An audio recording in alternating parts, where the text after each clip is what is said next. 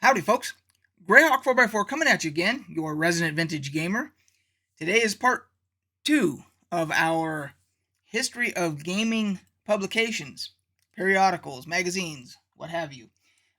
Yesterday we did the tabletop stuff. We did the wargaming and tabletop role playing and all that type of stuff. So you have kind of a foundation, for at least for that, of the entire history up until Dragon Plus, which is now digital.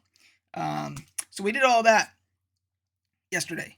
Today, we're going to go through the stuff regarding video gaming. And now this is, of course, there's going to be some that I never had exposure to, etc. But this is kind of the history as far as I know it, from the stuff I was exposed to, and the stuff that I actually have copies of and all that. So here we go. So the first gaming periodical, magazine, etc. that I can remember, for me personally, was something called the Numb Thumb News. Here, actually, I'll show you. It's called the Numb Thumb News, and it was by iMagic, and this is volume 1 from 1982. And this company, iMagic, made games like this. This is Microsurgeon for the Intellivision, and iMagic, this series of games for Intellivision, they also made them, I believe, for the Atari 2600. They were way ahead of their time, because as you can see on the back here, you can see a screenshot inside the skull of the patient there. Now we have Surgeon Simulator, like on PC or whatever. This is basically what this was. It was basically the same thing. However, and of course the graphics, of course, weren't as good and so forth, but using 8-bit graphics or whatever, they did an incredible job, and it was a very good game. So they had a reputation for making very good games for Atari 2600 and Intellivision, and they started putting out this newsletter here. And it basically was, I mean, they kind of, of course, they're going to plug their games and stuff.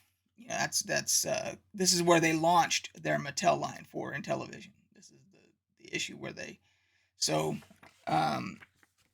and then they had contests and stuff like that, like this, to win $1,000, and they, different articles and stuff like that. So this is going back as far as I know. Now, maybe there was something before this for the Atari. There might have been an Atari. I didn't have a 2600 until later. I got mine later. So there may have been some kind of a newsletter or whatever for that. I'm not aware of it. So, but I got a couple of issues of this. This is volumes 1 and 2. I don't know how long this went on for, but I've got those.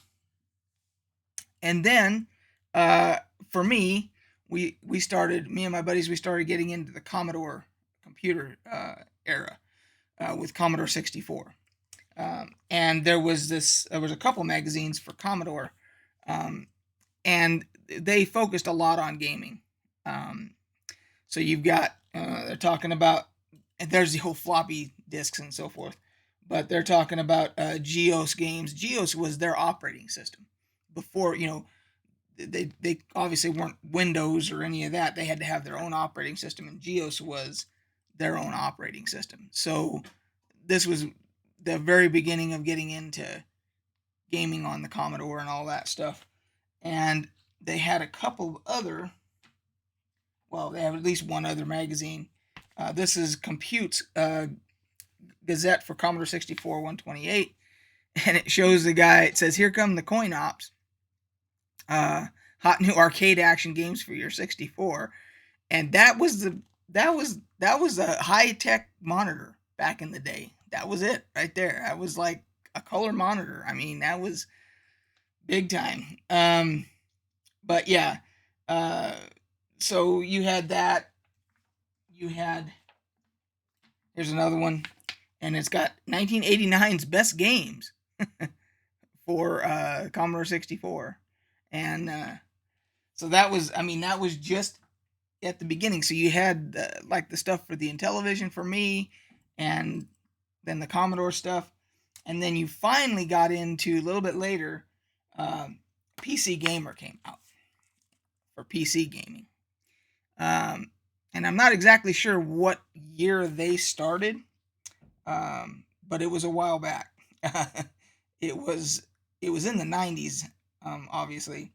But what I did was I grabbed this one because this was kind of at their, when they were at their pinnacle, their high point, PC Gamer, and I wanted to show how thick this magazine was compared to, this is today's PC Gamer. This is my most recent issue, I think.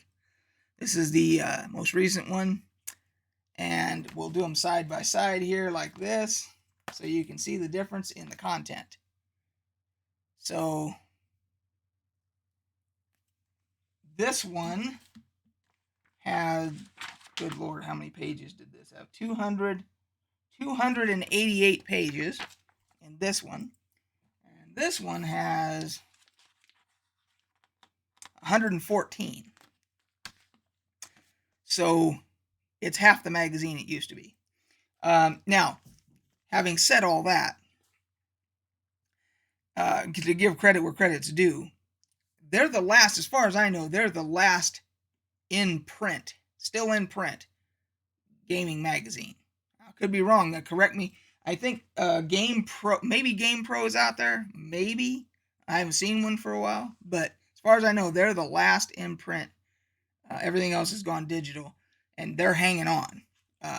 So I'm still a subscriber. I've been a subscriber, I don't know how many years. And I have all of my PC Gamer. I have binders full of them by years, and all that stuff. So they were, I mean, they still are the, as far as PC gaming goes, they're the pinnacle of stuff. But they're definitely a shell of what they used to be.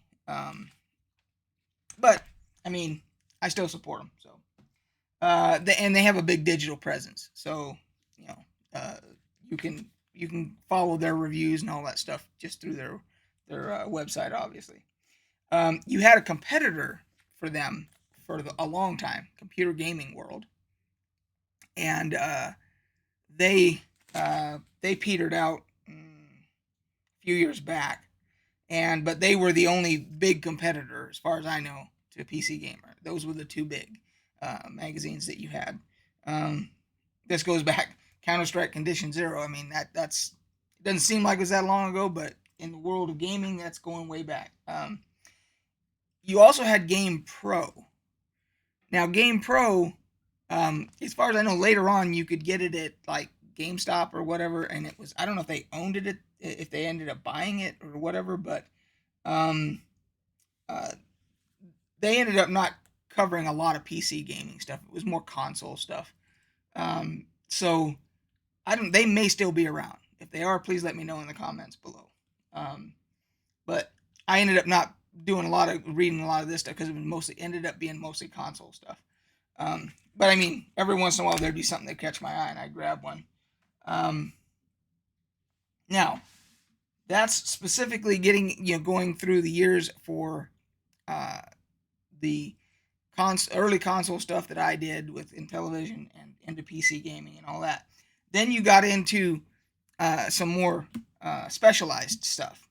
So here we have SOE Worlds.